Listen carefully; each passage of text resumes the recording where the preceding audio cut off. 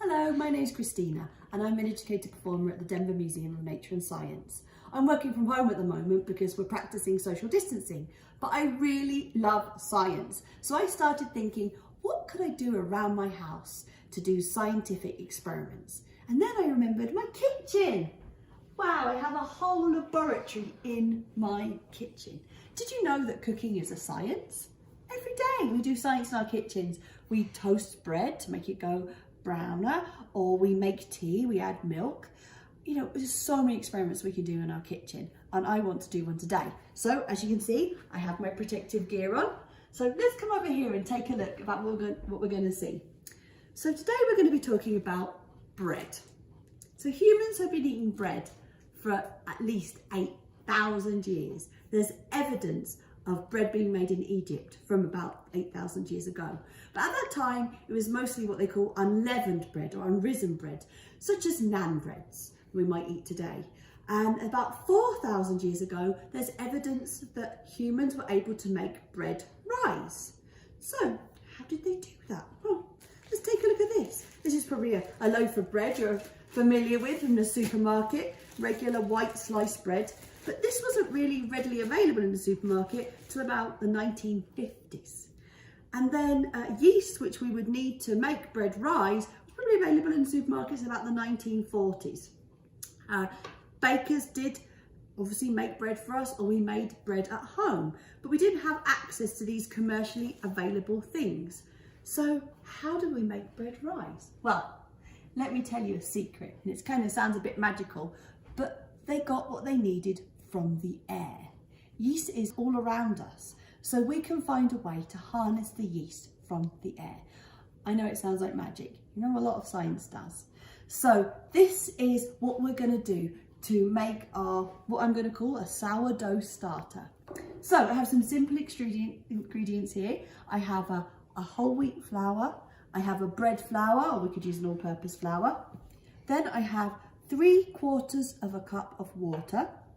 I have a glass bowl here, but you can use any sturdy mixing bowl, a spoon, and then I have a 1 cup measuring cup right here. And I also have time, which a lot of us have at the moment. This experiment, to really get what we need to get bread going, is going to take about 7 days in all. So it's going to need patience. So let's get started. So first of all, I'm going to take 1 cup of whole wheat flour. If you don't have any whole wheat flour on hand, if you just have bread flour or all-purpose flour, that's okay. You can use that. It might take a little bit longer. The only reason I'm using whole wheat flour is because to get this sourdough started, this just is a little quicker. So I'm going to add a cup of the whole wheat flour to my bowl there. And then I'm going to add my water. I'm just going to tip the water straight in, like so. I'm going to mix it all up like so.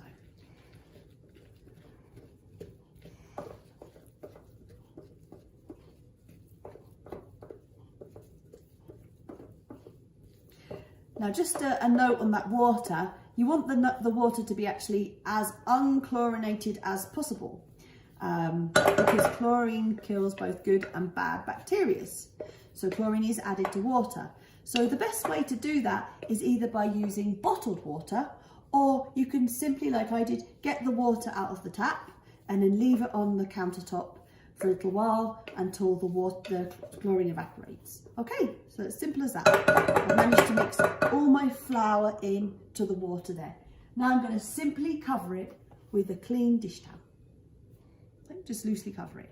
So now, in order for the bacteria to grow well, I really want to put this into a warm spot. And it's not too warm outside today, so I'm going to think of a place I can put it inside the house. And I think the best place is over here in the oven. The oven is not on, but I did put the lights on. And that's going to produce just enough of a warm environment for that bacteria to start to grow. And we'll join you back here tomorrow and we'll talk about the next steps. Okay. Hello and welcome back. It's been 24 hours now since we first prepared our flour and water mixture. Let's take a look and see what happened. Okay, wow. I think I can already see some bubbles beginning to form there. But I also noticed that it's got a little bit dry in the oven. So that's probably something we're going to have to address in a moment when we start feeding the mixture. So the first thing we're going to do here is we're actually going to go ahead and take half of this ingredient out and put it into a separate bowl. There we go. So this is actually the discard bowl, but you don't have to discard this. I actually went ahead and texted a neighbour and told them what I was doing, and they were actually really interested in maybe starting their own sourdough starter. So in a few moments after I've finished with this part of the experiment, I'm going to go ahead and drop that on their doorstep. Obviously we're still practicing social distancing, so they can just go ahead and pick that up whenever they're ready. So let's take a look and see what we have here. I can see it's got, oh, it's almost like the texture of chewing gum, but we do need to go ahead and feed this part of the mixture. So just a quick note here. You know, yeast is actually like bacteria. It's a single cell organism, but unlike bacteria, it has a nucleus that stores all its genetic information. So it's actually closer to being a fungi, which is kind of interesting. But let's go ahead and feed the beast. So what do I mean by that? I mean, I'm going to give it some more flour and some more water. So today I'm going to be using bread flour. You can use all-purpose flour. And again, I'm going to be using water. I got this out of the tap. I got it out last night. And again, I've given it a chance for the chlorine to evaporate. So, you know, since I'm thinking that my yeast mixture looks a little bit dry, I'm actually only going to add half a cup of flour. But actually, on a daily basis, the standard ingredients is add 1 cup of flour and 3/4 cup of water. But I'm just going to go ahead and add half a cup of flour today. And that's something that you can actually address. If you think it's looking a bit dry, just add a little bit less flour. If you think it's looking a bit wet, you can add a little bit less water. Okay, let's add all that in. Okay, and give it a good stir.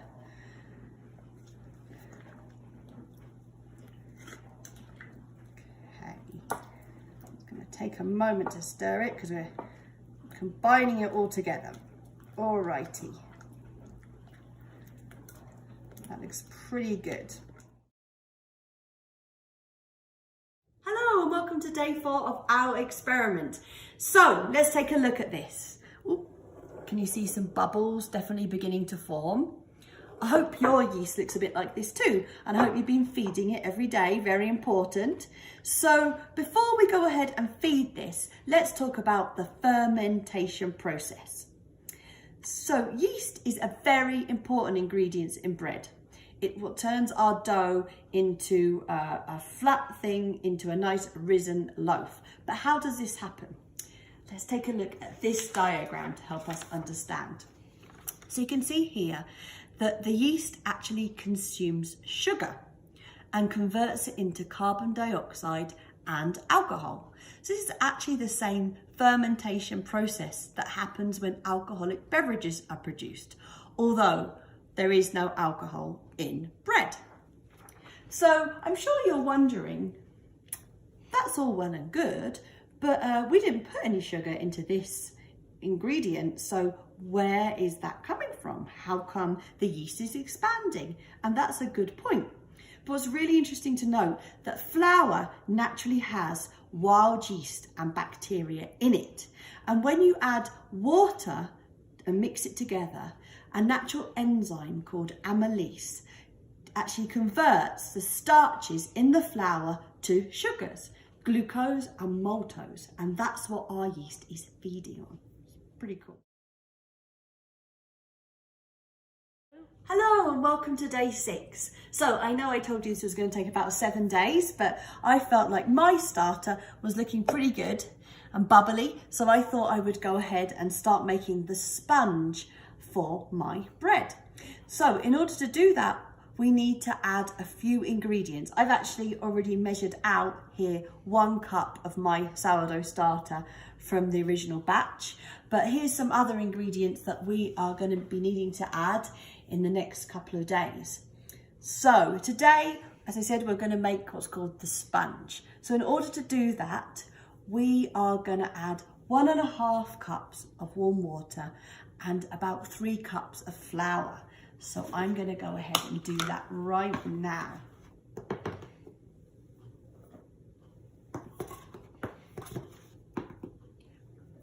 2, 3. Okay, and then my warm water. There we go. And I'm actually going to combine that and mix it up so it's completely combined. Okay, it's looking pretty good, but I'll go ahead and finish that in a minute. So now what's going to happen? Well, once that is completely combined, I'm going to go ahead and cover that again with a cloth, and I'm going to let that proof. Okay, it's been about 2 hours and my sponge is looking pretty good. So now it's time to add the additional ingredients we need to add in order to make this into a dough for bread. So before I do that, there's something very important you need to do, and that's you need to remove about a cup of this dough and put it into a different container. I just used my hands and roughly measured a cup, and this container goes into the refrigerator. And the reason for that is that actually slows the growth of the yeast down just enough so that you can probably use it about once a week, and you know, it won't get out of control. So I'll go ahead and pop this in my refrigerator, and I know it's there for next time. Okay, so now it's time to add our additional ingredients. So I'm going to add 2 cups of flour, excuse me.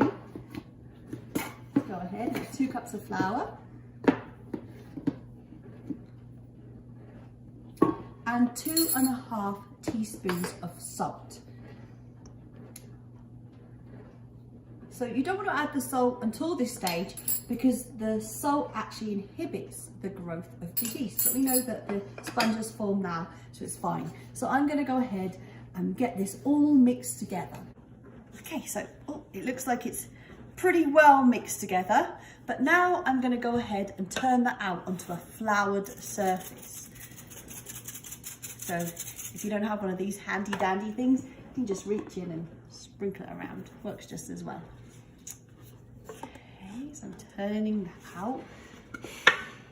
Right, so let's go ahead. So I'm going to be kneading this for about 6 minutes. Okay, so I've been kneading the dough for about 6 minutes, and you can see it looks quite different, and yours will look different too. So why do we really need to knead the dough? Well, that's because it produces gluten, and the gluten meshes hold the gases that the yeast produces to make the bread rise. So I think it's pretty much ready. I'm just going to shape it into a ball there, and I'm going to put it back into the bowl. I actually cleaned the bowl. So I'm going to lightly oil the bowl. You can use something like this, a spray, or you can use regular oil and just brush it around. So after a couple of hours, I noticed my bread had risen enough, so I actually transferred it to this loaf pan and I let it rise for another few hours. And now I'm going to transfer this to the oven, and I'm going to leave it in the oven for about 35 minutes at about 400 degrees Fahrenheit. This is fantastic. So we have a delicious loaf of bread now to share with our family. And don't forget, we saved some of the starter, so we can make more loaves of bread, which is awesome. And there's also thousands of other recipes out there that use a sourdough starter. So you can investigate those and make loads of more delicious treats for your family. So we don't have to rely so much anymore on this store-bought yeast. So don't forget, you can actually rewind this video and then you can watch it as much as you want to follow along. And also don't forget to post your videos to hashtag DMNS Science Party so we can follow along with your science experiments. Have a great day.